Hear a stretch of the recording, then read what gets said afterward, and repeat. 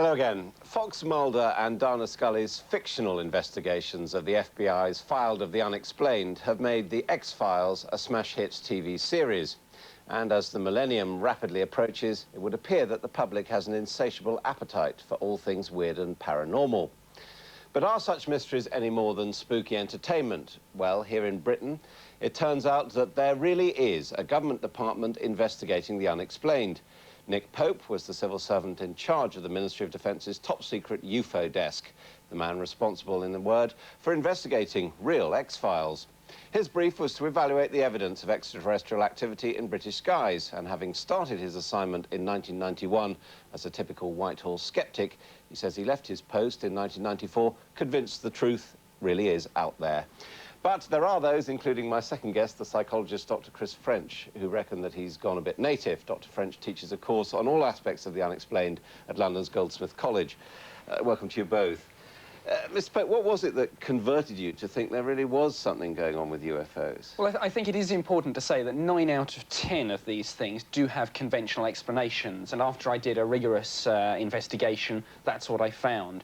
But there is this hard core that totally defies conventional explanation, and the cases that impress me are where, for example, you have civil and military pilots seeing things, and where you have visual sightings backed up, for example, by radar evidence. It's those sorts of cases that I'm interested in. So what do you actually think? I mean, what do you think is the most reasonable explanation? I appreciate you don't have evidence. The little green men are steering flying saucers. Is that what it amounts to? Well, it amounts to where you have, as I believe we do, evidence that structured craft are penetrating our sophisticated air defences, and where those craft clearly display a technology which goes way beyond the cutting edge of even our own. I think the most logical conclusion is that those craft are not ours. They are extraterrestrial. And you believe there are aliens in space? That's right, yes, and scientists are coming around to that point of view as well now. It's interesting to see, you know, scientists tabling papers on faster-than-light travel and, you know, discovering planetary systems around other stars.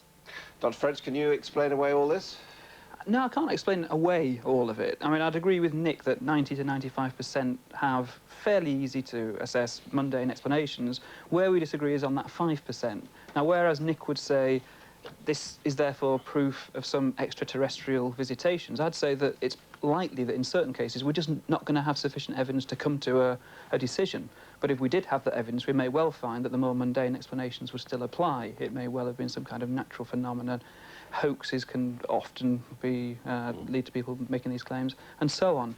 So unless we have some hard physical proof, and so far that's just missing, then you know, I will actually remain fairly skeptical. I mean, it does seem to me that if there really was something going on out there, surely by now we would have some absolute bang-to-rights, indisputable evidence of something which people can't explain, and I'm certainly unaware of that. Well, for example, in 1990 over Belgium, thousands of people saw a UFO on one particular night. The Belgian Air Force picked it up on their ground-based radar. They scrambled 2 F-16 fighters, which also picked it up on their radar systems. It ran rings around the Belgian Air Force, whose corporate view at the end of the day was that there was a structured craft there. It was real, but the F-16 fighter, which is a pretty good one, was just totally unable to catch it. Its technology was way beyond the F-16s. Now, your job at the Ministry of Defence, were you just concerned with UFOs, or did you take in crop circles, beasts of Bodmin and all the rest of it? Absolutely. I've been called by some people the real Fox Mulder, and I did find that my job, because of doing the UFOs, people did report to me anything from animal mutilations, crop circles, even the odd ghost report came my way.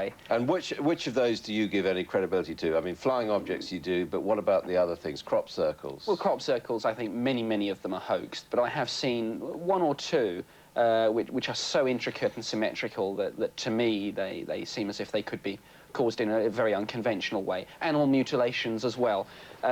Some of them undoubtedly caused simply by dog attacks and things like that. But some evidence that cuts are being caused, for example, with very high heat source, as if by a laser. This is all part of alien abduction, then? I mean, do you actually, have you ever met someone who you believed who'd been taken up to a spacecraft, you know, with those men with the little sort of ball-bearing heads? And this is the real difficult area in UFO research. Many of those reports have psychological explanations, I'm sure, but I believe there's a hard core of real physical experience there as well. Well, again, I mean, one of the things about Nick's book is that he actually covers not only UFOs, but crop circles and cattle mutilations and so on. I mean, and often the arguments just don't stand up. I mean, Nick's just said there that if a particular crop circle is so intricate, then that implies it couldn't possibly have been made by people. I mean, we've had cases where self-proclaimed experts who say that they could never be fooled have actually been fooled in very public ways. I mean, we had Pat Delgado, Terry Meaden, to name but two.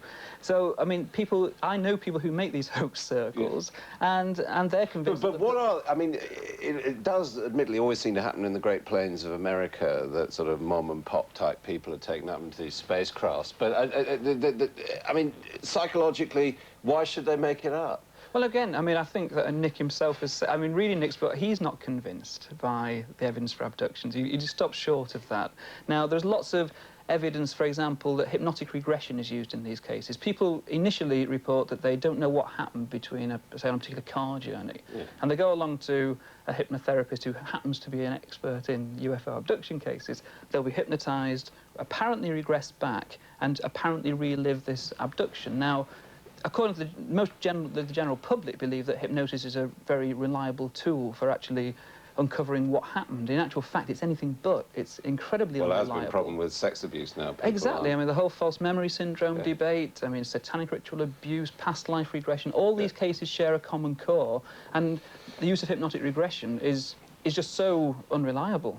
I mean, the other problem with it is, to me, Nick Pope, is it does seem to me that, you know, if there is these great extraterrestrial powers to devote their energies to helping Uri Geller bend spoons or abducting ignoramuses from the Great Plains, you know, is a waste of time. I mean, why on earth would they do it? We simply don't know what's going on.